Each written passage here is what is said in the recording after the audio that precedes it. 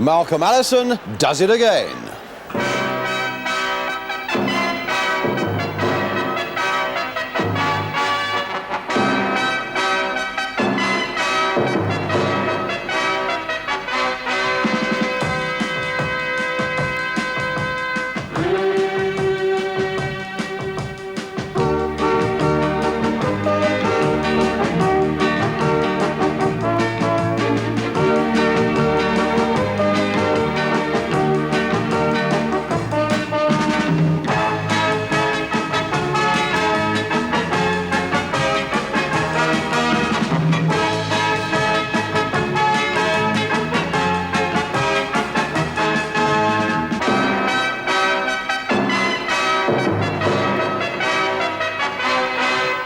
Yes, on the big match today, full coverage of the latest FA Cup exploits of this amazing Crystal Palace team. Yesterday, it was a trip in the sixth round of Sunderland, and after we've seen it, a chance to meet two of the Palace heroes, Alan Whittle on the left and Peter Wall. Early on yesterday, the Sunderland crowd had their usual chance to meet Malcolm Allison, going through his usual pre-match activities, forecasting the result as well, saying thumbs down to Sunderland, and it might be 3-0 to Palace. I don't think the local police were very happy with him, but that, after all, is the style of the man. And staying with the FA Cup, we bring you the best of the action from Manchester United's match against Wolverhampton Wanderers. Two cup ties that between them attracted over 110,000 fans. And as a bonus today, some marvellous action from the European Cup as Borussia Mönchengladbach, the champions of West Germany, battle it out with Real Madrid, the champions of Spain. But first, away to Roker Park in the northeast, where football arguably means more to the fans than in any other part of the country for this momentous cup tie, Sunderland against Crystal Palace. A wonderful crowd of 50,000 then at Roker Park to greet Crystal Palace, who, if anything, I think seem a little bit reluctant to come out. But a team that's been drawn away in the last 5 rounds, and in the last 2, they really have made a name for themselves. With that victory against Leeds United at Ellen Road, and another one against Chelsea at Stamford Bridge. So this, then, is Crystal Palace.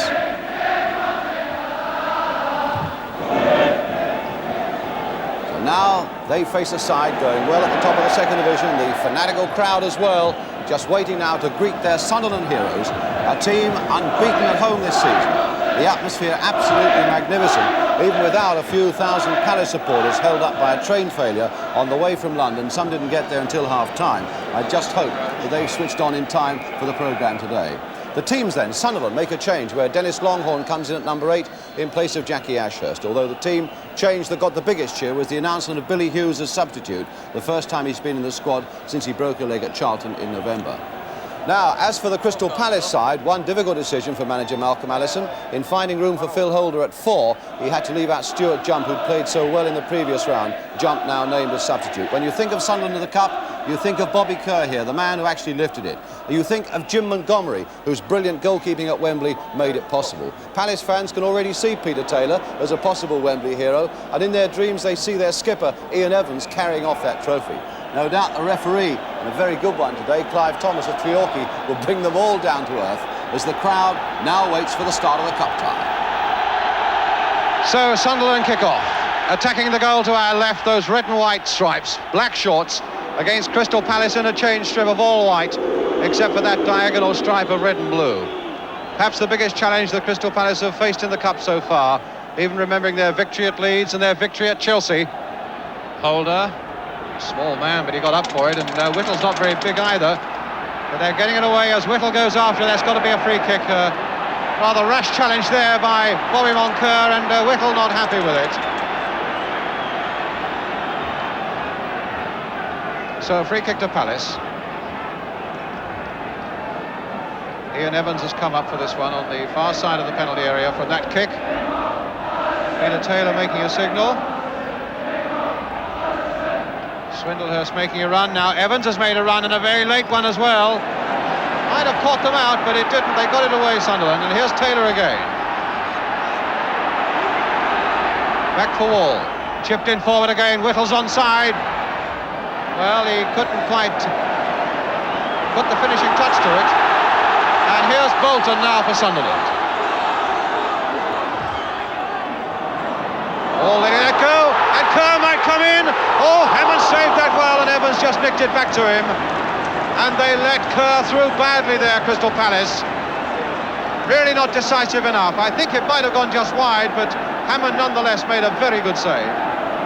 And sitting up there, still alone in that director's box, Malcolm Allison, with all the trains from London up to this part of the world having some sort of trouble or other. So far, the Palace directors have not arrived.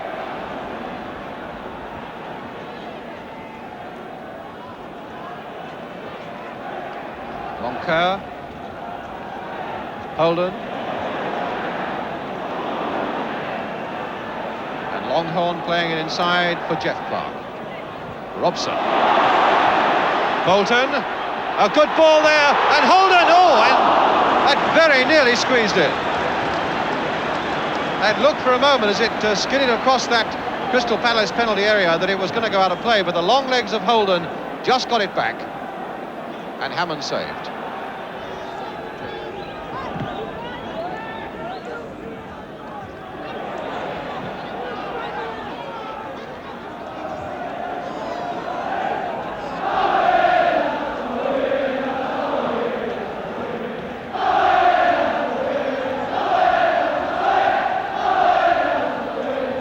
Swindlehurst, Jeffries, Whittle. Well, he's difficult to shake off the ball when he's in the mood, and he's in the mood at the moment. That's a good cross there, and that caused Sunderland a good deal of trouble before it was cleared there, and coming through again to Swindlehurst. Good clearance there by Jeff Clark. And the best move so far by Crystal Palace. A lovely little run there by Whittle, and a dangerous cross. Evans off balance, Jeffries, Holden, putting it down again, could be dangerous. Longhorn is there, Kerr is there, and somehow Hammond saved it again. Kerr back again, and Wall gets it away. Longhorn with the shot, and he hit the crossbar. Well, that was so lucky for Crystal Palace. Kerr seemed to have a shot that looked goal-bound. Somehow Hammond saved that. Wall got the header away, and it came through to Longhorn, and he hit the angle of post and crossbar.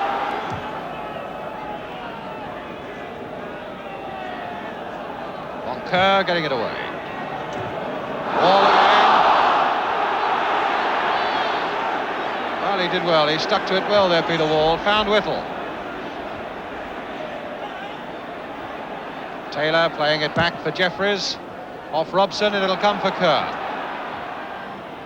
Holder's challenge was pretty swift. And now away goes Peter Taylor. So he got the legs of Moncur. It's a corner. No, it's a goal kick. Peter Taylor can't believe that. I must say, from my perch up here, that looked a corner.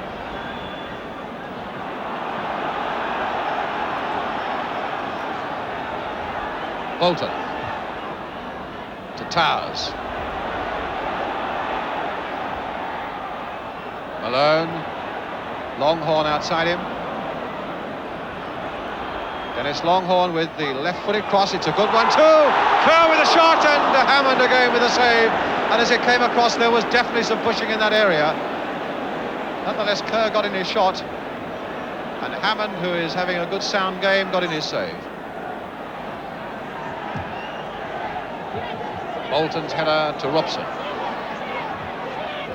Towers, touch on to Longhorn. Malone going on outside him. Holden, Towers, Malone. Good passing here by Sunderland. Robson, stopped by Chatterton. That's a fair ball as well for Chatterton. From Chatterton now for Taylor.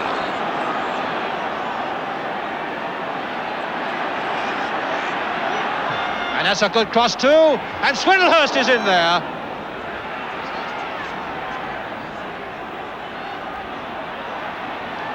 And Clark gets it away. But only as far as Wall. Played in quickly again towards Swindlehurst, but Montgomery's there. The Crystal Palace directors have arrived, and so there's a bit of company in that box for the Crystal Palace manager, Malcolm Allison. Longhorn. Clark. Moncur. Bolton. the space here for Moncur. A little chip through for Robson, could be dangerous. This for Palace. Finney is right in there. Not brought down. No penalty, and the referee right again. Finney stumbled. Sure, there wasn't a push there, even though there was great danger for Palace.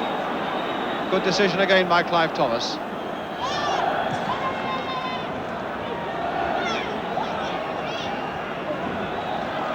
Oh, now Holden.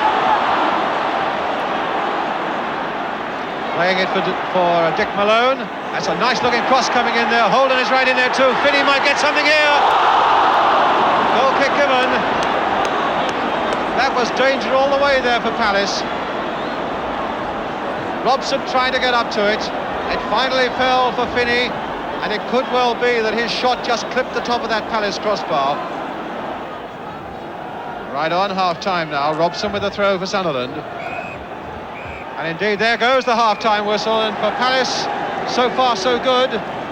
They've had to take a lot of pressure, but they've taken it well, and just that one moment when Dennis Longhorn hit the crossbar was really the only time when they were deep in trouble. And so, Palace can go in at half-time, feeling that so far they've done a pretty good job, and hoping that they can keep that up for another 45 minutes, and then at least get Sunderland back to Selhurst Park for a replay. But of course, a lot of football to be played before that can happen. We leave you now for a short break, and after that break, with the half-time score here at Roker Park, Sunderland 0, Crystal Palace 0, we'll be right back with that second half.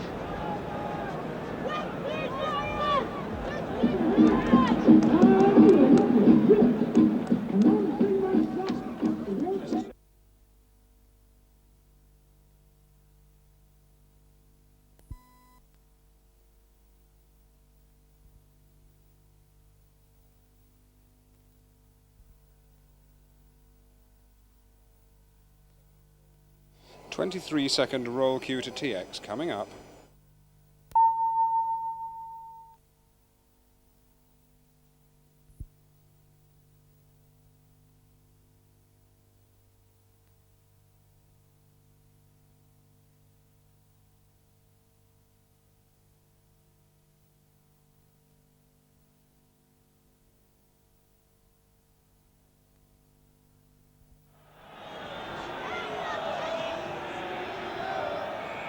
So Palace get us away at the start of the second half. Attacking now the goal to our left. Their job half done, and the next 45 minutes absolutely crucial for them.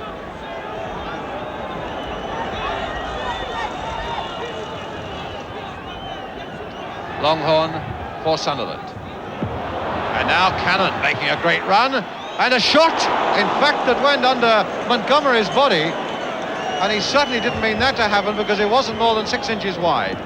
Great run there by Cannon, more of a toe poke than anything else, and Jim Montgomery a little fortunate to see that ball go outside. Robson, right deep there. Bolton, Clark.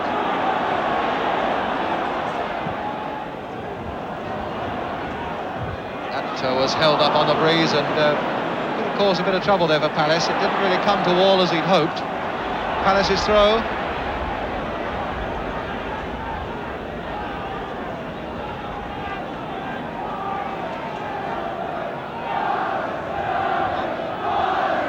Taylor, Jeffries, Hinchelwood,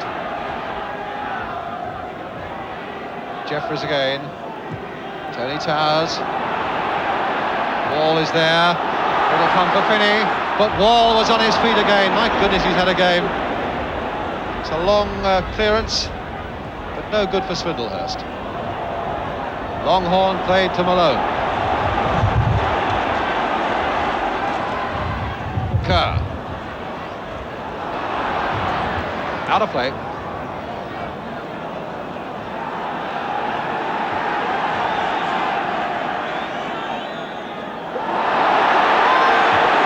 Linesman indicating that it's a throw to Palace.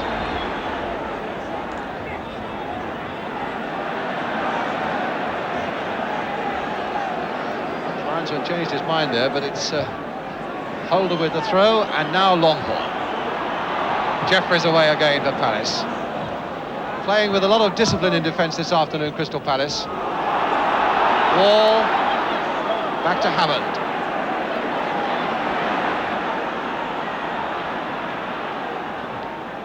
Clark. Longhorn playing it back to Clark. Well, Palace said they were coming here to attack. They've been denied the opportunity of doing much of that. It's been a really stern defensive battle for them so far. Jeffries going in again with a header. And here he is again. Holder. Jeffries. Again, a nice piece of advantage played. Here's Whittle.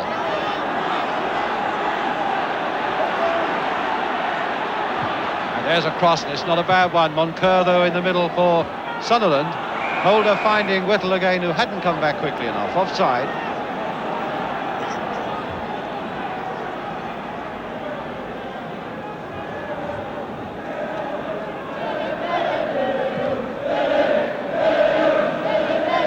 Goes up for Billy Hughes, the Sunderland substitute. Oh, and Cannon got caught out there, got really tied up. Kerr. Wall again, landing it away. Malone, now it'll fall for Swindlehurst. And he's got Taylor in a nice position, played there for Peter Taylor, good pass. And there are 4 up now for Palace, 4 back for Sunderland. Might be interesting. There's the little cross coming in, just a little too high. Not really what Peter Taylor intended, I think. Goal kick to Sunderland. Hasn't been very much attack from Palace. Swindlehurst has been the one lone regular striker, with Taylor and Whittle coming up from midfield to support him, and Chatterton on that occasion as well.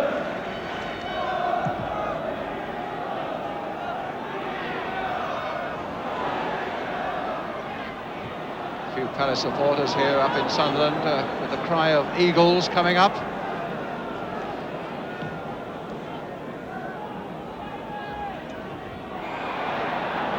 Foul on David Swindlehurst by Bobby Moncur, a free kick to Crystal Palace. Moncur quickly trying to organise something as Taylor takes that free kick, and Evans goes in. Might have been very dangerous indeed. Evans creeping up unbeknown to that Sunderland defence. Knocked away for the corner by Clark. So Whittle will take it. Taylor's on the goal line. Evans is in there too. Swindlehurst is a little bit deeper. And Evans with the header. Oh, and in the end, it was a question of whether Montgomery or Bolton finally got there to push it away. The feet were high, claims Montgomery, but that really was a moment of trouble for Sunderland. And Swindlehurst was momentarily winded, but he's up on his feet again. Another corner for Palace. After so much defence, can they now come out and snatch something that's absolutely vital to them? Taylor with the corner. And Towers getting it high and clear and into touch. There's Billy Hughes. He hasn't played in the first team since he broke his leg at Charlton in November. Taylor. Good ball there for Hinchelwood, and now for Chatterton, and now for Hinchelwood. Good build-up here by Crystal Palace, and again the ball going behind when it looked as though it might fall into the path of Chatterton. Behind for a corner. But a nice precise build-up there by Crystal Palace. With less than 20 minutes to go, it really is a test of nerve for them now, and a test of their discipline over the last 20 minutes, whether they can hold on to this 0-0 result. Taylor turning it in. Cannon right in there, but Longhorn got his head to it first. Kerr. Cannon after him. Towers beaten to the ball by Wall. Can't remember seeing Peter Wall have a better game for Palace than he's had this afternoon. Now it's with Whittle. Still with Whittle, down he goes. But a good fair challenge by Dick Malone. But a throw to Crystal Palace. And there's Stuart Jopp. Longhorn. Malone. Towers. Now Kerr. Well, that ricocheted nicely there for Finney. Now for Kerr. Now wide for Towers. Problems here perhaps for Crystal Palace, though. Cannon is there. Alone, leaving it for Kerr. Towers. Free kick, foul by Holder. Quarter of an hour to go now.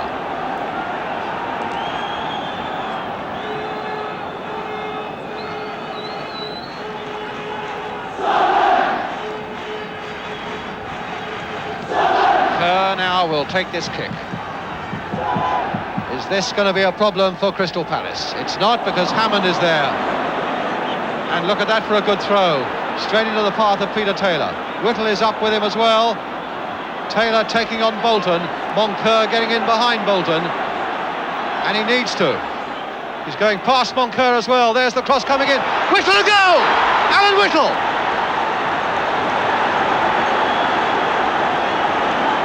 Well, Palace have gone ahead with less than 15 minutes to go. Malcolm Allison was on his feet in the director's box. The whole bench were in the air as well. A tremendous run, starting with the throw from Paul Hammond. A run down that right touchline, past two defenders by Peter Taylor. The ball turned inside brilliantly by him. Whittle was there, able to turn into the roof of the net. No chance for Montgomery. Sunderland 0, Crystal Palace 1. The scorer, Alan Whittle, and Billy Hughes now on. And Longhorn is the man who's gone off. Now, here's Towers.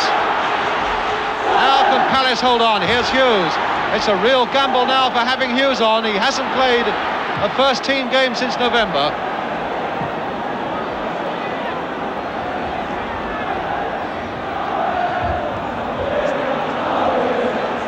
Moncur.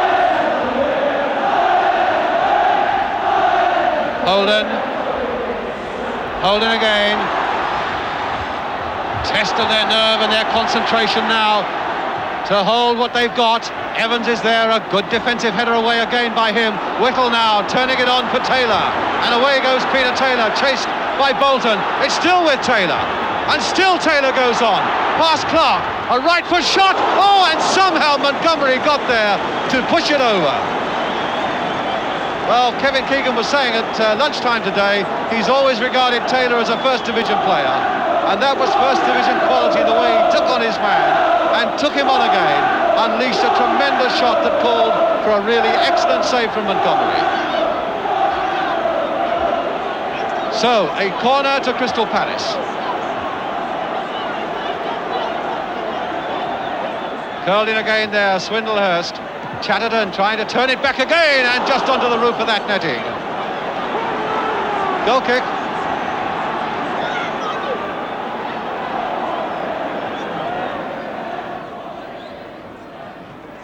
Hughes.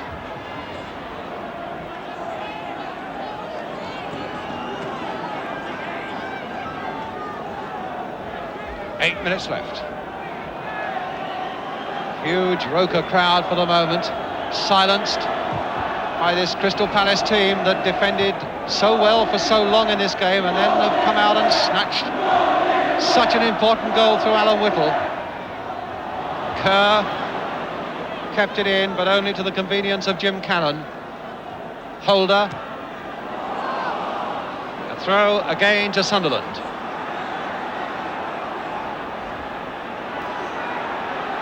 And Kerr with it. And Palace were arguing, and they should have been marking their men. Finney. Chatterton. Now Taylor.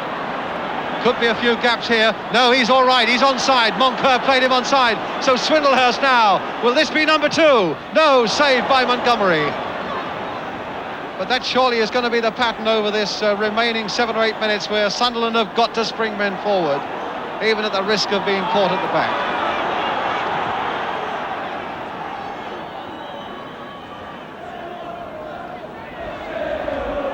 Cannon. Kerr after him. Tremendous little fighter. Here's Kerr again. Holder couldn't get in there. Billy Hughes tackled by Wall. Holder, the long ball, cleared there for Swindlehurst on the far side and hit first time, and a goal kick again.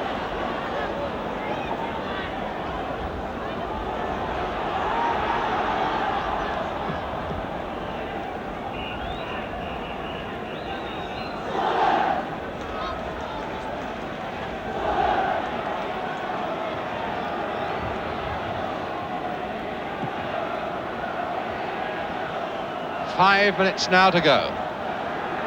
5 minutes that separate Crystal Palace at this moment from a place in the semi-finals of the Cup as a third division side. But now they've got their backs to the wall again as Clark brings it out. Here's Towers. And that wasn't a very good ball, unless Hughes can get in behind them, and Peter Wall was there before him, and even at the expense of a corner, the signal now for Palace to bring everybody back. Just as it's a signal for Sunderland again to push more men forward in the hope yet of snatching an equaliser. Towers with this corner for them. Hammond's good catch. Looked for a moment as though that had gone way over his head and behind him.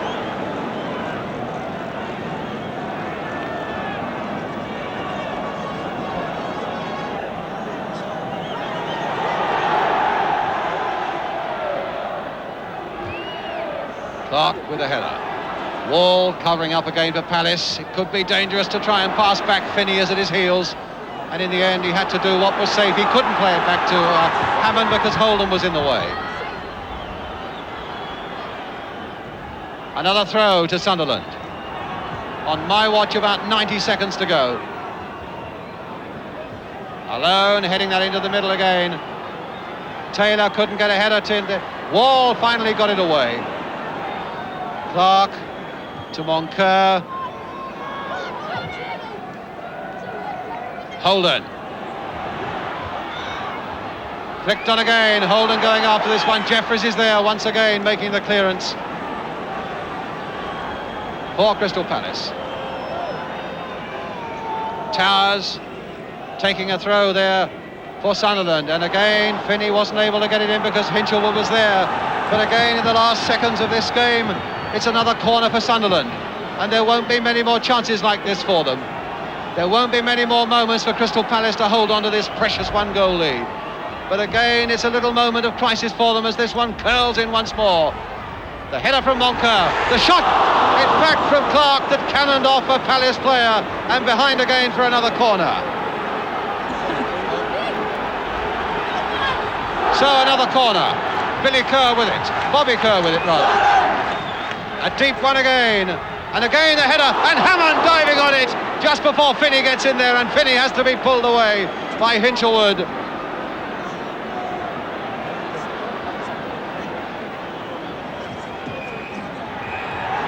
And it's all over. Palace have done it. They are into the semi-finals of the Cup. After defending for so long and so well, they got the goal that mattered. Malcolm Allison with his hat has gone back down to the dressing room, no doubt, to get the champagne ready. And Sunderland, who played well and attacked well, and there's a lot of rejoicing going on amongst those Palace players on the field at the moment. Terry Venables going off the bench. Phil Holder full of smiles. There they are, mobbing the number 9, Alan Whittle, the man who scored it. Paul Hammond, the goalkeeper, who was tremendous. Jim Cannon, defence as well. And Peter Wall going up the tunnel, maybe the best defender on the day for Crystal Palace. A marvellous result for them, taking this third division side as Alan Whittle applauds the Palace supporters who are here. A marvellous day then for Crystal Palace, the third division side going into the semi-final of the FA Cup. Final scoreline at Roker Park. Sunderland 0, Crystal Palace 1. And now let's straight away meet two of those Palace heroes. Peter Wall, who could well have had his best game for the club yesterday, and Alan Whittle, of course, the man who scored that all-important goal. Let's come to you first of all, Peter. Bobby Moncur of Sunderland was saying afterwards that he thought that they'd murdered you in the first half, but the longer the game went on, that they would have to nick a goal rather than make it, that rather you got on top. Do you think you would look like being murdered in the first half? No, not really. I think we expected the pressure to come from them the first 20 minutes or so, and we knew it was going to be tough. I couldn't see you nicking it. I couldn't see you losing it in the second half the longer it went on, but I couldn't see how you were going to get a goal. Not really. I felt that, you know, at half-time when we were level, that there was no way that they were going to beat us, you know. And the longer the game went on, I thought the more we got on top. And it was just one of those runs, you know, and the lad did it. Not a bad goal, was it, to get at that particular moment, a quarter of an hour from the end? There's not much time to argue after that. No, the nice time to get it, you know. He said last 5 minutes. Yeah. It's great, or anything like that. You know. I must tell you this, your chairman, Raymond Bloy, coming down on the train last night, said that his companies, and he's a very influential businessman, would make something like £3 million, I think he said, next year. But your goal gave him more joy than £3 million. That's quite something, isn't it? That's terrific. Well, Mr. Bloy and that, the chairman, that is a different, he's not like a chairman. He's like a dad to us in many respects, or a grandfather, whatever it is. He really enjoys himself and enjoys his football. Yeah. And it's nice that we're doing well for him. We ought to show him that goal again, I think, Alan, don't you? Yes, rather. The whole length of the field, in fact, actually, because it came from a Bobby Kerr free kick. Come on, now what happened? Yeah, I'm going to say no. When he throws out now, I thought it went to Swindy, but it didn't. It went straight to Peter. And look how he doesn't touch the ball. Watch him. Once now. Watch him now. Here it goes. And then it'll run for about 25 yards after this touch, I think. You can see Monker getting back there. Actually. There's he getting back now. Yeah, he's struggling to get back. And the lads not even had a bite at him yet. But I'm just waiting for Peter to make his move. He's made his move now. And he's going to go past the fella. Yeah. He's gone now. Yeah. He's gone. Yeah. Actually, you did great, Al, because, you've gone in there and now you look at check out. Yeah. And with Nicky being in the back now, see, I didn't realise how close he was. And the next thing is the two of them are stretching for him, they've got no chance. Get in there, you beauty. Eagles. That was... Go on, you sweetheart. I think, without being unkind to you, I'd said some time in the commentary that you're a player of moods, and you seem to be in the right mood today. Do you feel that you are a bit of a moody player, Alan, that sometimes... I don't mean you don't give everything to the game, but sometimes you're in the mood to do it and sometimes you're not. Yeah, it's quite true.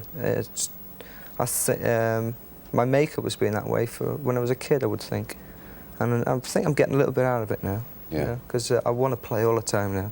Well, certainly after you'd scored that goal, there was another very fine moment when you set Peter Taylor on his way again, when you just nicked in front of Bobby Moncur. In fact, I thought it could have been a free kick because it was around his chest. Yes, you were a bit high on him here. Yeah, he's doing chest and now, all right, then I've got their face, but... Just nicked it away. I just nicked it away, yeah. But watch Peter now, he runs what? Oh, dear me, 70 yards, he's going. Now we'll switch it to the other end. Oh, that's it now. Brilliant shot this now. Fantastic. Go on, my son. And Montgomery does very well here, doesn't brilliant. Great shot, though. Couldn't have done nothing. It's a great shot after a long run. Yeah, because he must have been tired then. Because, anybody runs 70 yards, you're tired. Sticking with you for a moment, I also said that I thought that Peter had probably his best game for the club. Absolutely brilliant. No, he was really. Yeah, fantastic, yeah, really. Yeah. You look, if you've got any shots now of the... how many times he wins the ball in really good defensive positions. It's, Just so happens we have. Have we? Good. Peter, what about this now? This was a long up and under. I was struggling to get it, actually. And just kicked it away. The guy got past Derek, I think. Yeah. Got back up. Just cut the ball out. And made another bad pass, I think. I don't know. This is an interception coming up now very quickly. This one. Yeah, I could see where he was going to play it because he was the only guy, I think, forward. I don't know whether it was Holden or Uchis coming across. Yeah, just nick in front of him. Another guy comes in, sells himself a bit, went inside him, and knocked Whitlow away, and he was half asleep, I think. But I think that's the only second time, Peter, that you've played as a sweeper, isn't it? Yeah, I played there at Chelsea in the previous round. An extension of your career, is this going to be, do you think, another Beckham? Who knows? People are saying that. Mind you, they said it's about time I had a good game, but... yeah, I enjoyed it there, I think it helps because I've had a bit of experience and I've had a few ups and downs, lately. One little thing that obviously Palace fans are wondering about now, you've got to pick yourself up for a vital game against Port Vale at Selhurst Park on Tuesday. Is that going to be easy? Has Malcolm already had a go at you about that? Yeah, he spoke to us after the game. It's easy to get carried away with, a great result like that. But he said to us, sort of enjoy Saturday night and Sunday. And then about lunchtime Sunday, start thinking about the game on Tuesday, And I think we're lucky in as much as we got a home game. We're going to have a good crowd there, and so there's going to be quite a good atmosphere at anyway. That's on Tuesday. And that'll help us. Alan Whittle And Peter Wall, thank you very much indeed for coming in today, and very many congratulations on that performance up at Roker Park yesterday. But needless to say, the last word on that Palace performance comes from Malcolm Allison. Yeah, well, I don't really think we're a third division side. You know, I think we're a good side, and a lot of people underestimate us. We've only had 5 away draws, you know, so we've come the hard way. Well, as we leave Crystal Palace now, there's just time to squeeze in some more action from this week's outstanding game in the quarter-finals of the European Cup, when a 70,000 crowd were on hand to see Borussia Mönchengladbach, the champions of West Germany, play host to Real Madrid, the champions of Spain. A wonderful first leg with Mönchengladbach, the team in white. And here's Bonhoff, their West German international, with the throw, making a nice little move down the right here. And as the cross comes in, there's Jensen to whack it there into the Real Madrid net. And that's 1-0 with the game hardly started. Tremendous start there. You'll see Gunter Netzer, who used to play for Mönchengladbach, in the background there, completely upset by that early breakthrough of Mönchengladbach's. Back it comes again. Tremendous shot there. 1-0 to Mönchengladbach. And before long, it was 2-0 to Borussia Mönchengladbach. And a curious goal it was. A corner again being taken here by Bonhoff. And as he comes now and plays that into the goal mouth, it's hit into the air. And it really is a very untidy goal, and it finally comes off Wittkamp, just over that line, but crucially so to make it Borussia Mönchengladbach 2, Real Madrid 0. In fact, there was a certain amount of confusion there in that Real Madrid defence when the corner came over, and after it had been hit into the air, no one really seemed to be taking any positive action. Bit of bumping and boring, the goalkeeper harassed just a little bit, and there's Wittkamp getting the touch. And just inside, and you might have thought that was all up for Real Madrid, 2-0 down away from home. But they're a team with Milanic looking forward there, bending forward, their coach of great character, as we saw when they played Derby County in an earlier round. Here's Gunter Netzer on the ball for them now. And as this cross comes in, right 1 minute before half-time, Breitner with a long, long cross. Martinez there, getting up so well to nod the ball into the back of the net there to put Real Madrid back into the game. Now Mönchengladbach 2, Real Madrid 1. Roberto Martinez, the scorer. A long, long cross. And look at this again for a really superb piece of jumping. He's an ungainly looking character, but he really did get up well, and that made it 2-1 at half-time. And then, coming up now, a really outstanding goal. The Mönchengladbach bench looking a little concerned, as indeed they might. Netzer played a hand in it, and so too did the skipper Piri, a defender who comes forward to great effect. Little touch coming up. Piri's the man with the white armband. And just look what happens now. He plays the ball forward now for Netzer. A little touch there, a really delicate one there for Netzer, spinning nicely into the path of Piri, and on he goes. And what about that? Tremendous drive, and that made it 2-2. Borussia Mönchengladbach 2, Real Madrid 2, and I think you'll agree that certainly is a goal worth looking at again in slow motion. We don't quite see the little touch from Netzer, which was spun so beautifully into the path of Piri. But what a captain's part to play, and now everything to play for in the second leg in Madrid. And before we go on, incidentally, just a quick mention of a testimonial match being played this week for Ian Morgan, former Queen's Park Rangers and Watford winger, who had to pack up league football because of injury. Well, on Wednesday night, Watford meet, yes, the new First Division leaders, Queen's Park Rangers, at Vicarage Road, Watford. That's on Wednesday. Finally, our second tie from the sixth round of the FA Cup. A tie that pulled in a 59,000 crowd to Old Trafford for the meeting of Manchester United and Wolves. Wolves already twice beaten by United this season. Well, the pictures come from Granada Television. Let's join commentator Gerald Sinsat.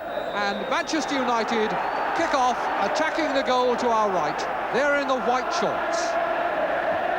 Cold afternoon with a fairly brisk breeze. Willie Carr for Coventry. Gould's header, but Hibbett beaten by Greenough. Daly on each side. This is Jerry Daly. Gordon Hill on for Houston. Back in again by Hill. Buchan coming for it, and he is beaten. Kindon on for Richards. Gould calling for it wide on the left, and it's going to run for him. Bobby Gould didn't get the ball he wanted. He was calling for a long one because he had a lot of space wide on the left. In the end, he had to go chasing one that wasn't hard hit enough, struck his shot under pressure and put it over. Buchan.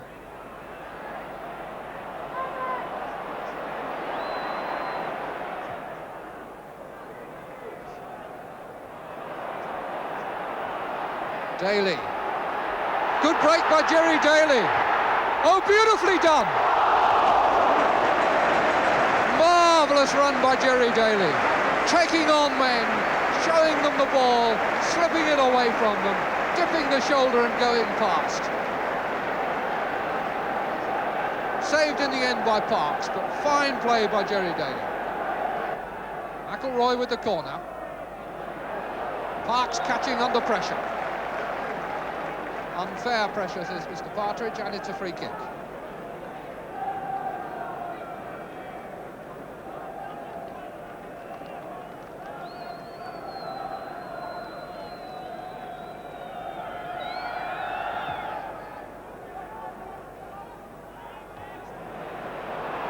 McElroy chasing it, Sunderland with him.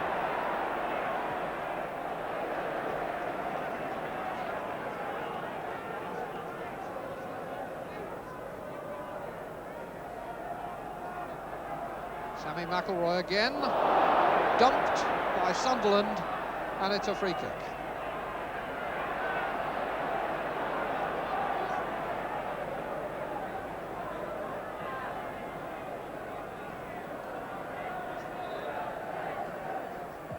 Hard free kick comes to Pearson, off the bar. Play on, says the referee, although Manchester United looked for a moment wondering whether that had gone in. Clever little flick by Pearson as the ball was whacked into the middle there, and Parks must have been delighted to drop on it. Stuart Houston. Pearson, McElroy. Jerry Daly on the run through the middle. Koppel was wide, but the interception was fairly easy for Parkin, who then lost it to Koppel, and now Buchan starts it again for United. Good ball for Hill. And a good cross! Very nearly worked for Pearson. Great ball from Buchan. Dropped beautifully for Gordon Hill, who hit it first time across, and it missed Pearson's toe cap by a matter of inches. Richards.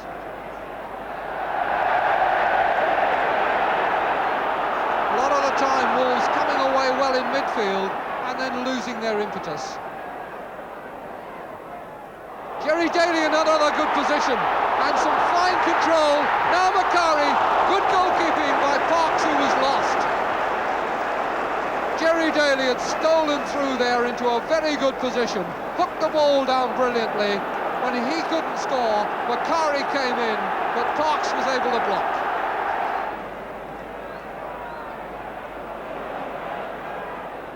Kindon helping it on for Richards. This is the kind of break where Wolves can be dangerous. But again, the pace slows, but Richards steps it up again. Now Hibbett. And now Kindon. And stopped well by Stepney. Wolves' best move so far. Built up a bit slowly, but then coming first from Richards, then to Hibbett, then to Kindon, and the shot was well saved. Header by Daly.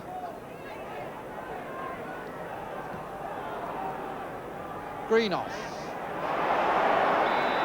Kindon getting it to Gould. And Bobby Gould picks up the ball as the half-time whistle goes.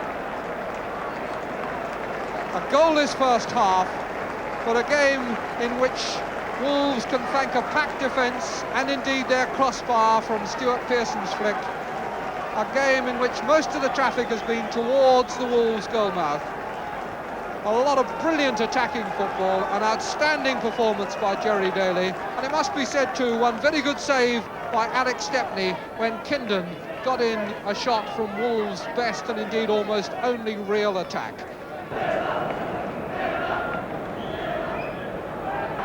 Welcome back then to Old Trafford, where the first half was goalless, and in fact where Wolves have played now 6 3/4 hours in the FA Cup this season without having had a goal scored against them. They kick off in the second half, attacking the goal to our right. In the third round, they beat Arsenal 3-0. Against Ipswich, they were 0-0 and 1-0 in the replay, and then they beat Charlton 3-0. And somehow or other, they've survived without a goal against them here too. But 45 minutes still to go. This is Hill. Missed kick by Sunderland, swinging a leg a bit off balance. What a scene. It's for Hill. Steve Daly matching him that time. Hill still after him though, and bringing down Daly. Wolves free kick.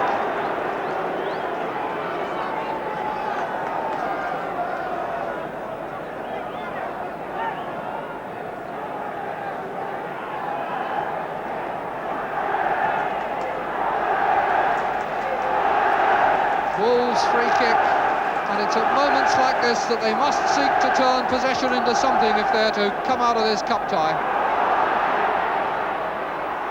And now Kindon turned across and in! Richards!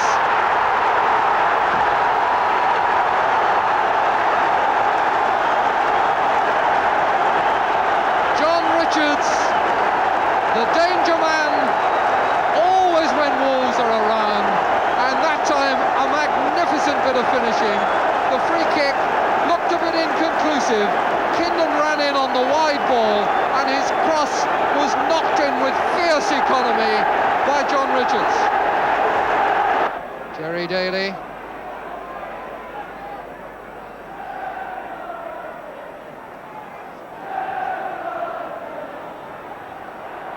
Forsyth. Pearson. Oh, what can Coppell do? He wins another corner, put out by Parkin. Derek Parkin. Oh, 28, Derek Parkin, once upon a time the most expensive fullback in the country. Gordon Hill to take the corner. Over it comes again, and that was Carr's header, and that's another corner. 13, unlucky for some.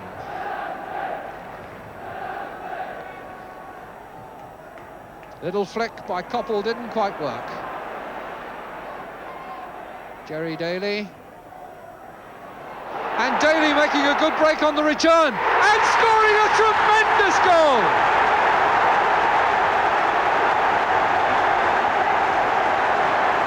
Well, it was the 13th corner that proved unlucky for Wolves. Hill took it, Daly got it back from him and strode into the box, and what a fine finish to the player who has been on peak form throughout this game. McElroy.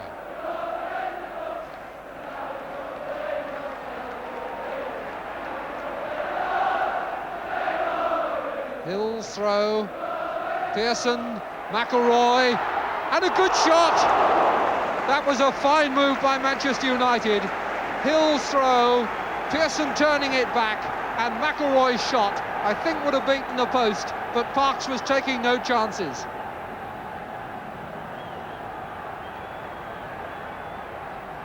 Sammy McElroy to take the kick, but Pat Partridge holding them up for some reason. Had a little word with Monroe there.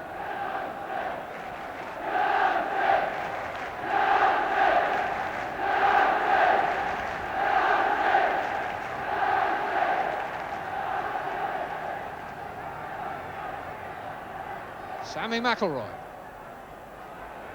Parks the catch. Wolverhampton Wanderers have got their substitute, Jeff Palmer, warming up. Forsyth. Green off. Hill. That's come nicely for Houston, couldn't quite get it back to Hill. Steve Daly it was who got in the way. McElroy back to Hill. Sort of position from which Hill scored in the league game against Wolves here. Now he's going to look for the overhead, and he did it very cleverly. But well caught by Parks. But what a cheeky little bit of skill by Gordon Hill. Back to the defender, flicking the ball up on his instep, over his head. Good save by the keeper. Daly takes the throw. Coppell can't turn Parkin, but he can get it back to Jerry Daly. Daly's centre, curling in, Pearson's header. And the shot by McElroy, and a superb save. McElroy holds his head, he couldn't believe that it wasn't in. He hit it with the full force of his left foot, and somehow or other Parks threw up his arms and turned it over for a corner. 18 corners now Manchester United have had. Header away by Parkin. And the whistle is gone. We've played just half a minute over the 45, and Wolves have survived.